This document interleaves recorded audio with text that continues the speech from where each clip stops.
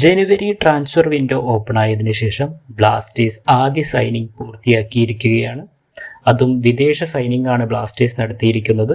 പ്രശസ്ത sports journalist Marcus മർഗുലാവയുടെ report പ്രകാരം Blasters sign ചെയ്തത് ദുഷാൻ ലഗറ്റോറിനെയാണ്. നിലവിൽ ഈ താരത്തിനെ സൈൻ ചെയ്യാനായി ബ്ലാസ്റ്റേഴ്സ് ട്രാൻസ്ഫർ ഫീ താരത്തിന്റെ മുൻ ക്ലബിന് നൽകിയിട്ടുണ്ടെന്ന് മാർക്കസ് മർഗുലാവ് സ്ഥിരീകരിക്കുന്നു.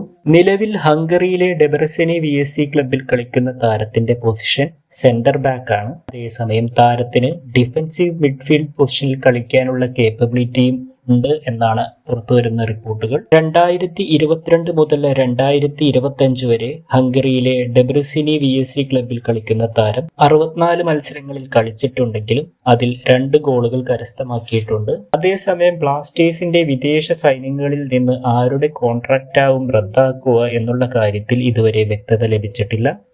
ഇതിനെപ്പറ്റി നിങ്ങളുടെ അഭിപ്രായം കമന്റ് ബോക്സിൽ രേഖപ്പെടുത്തുക.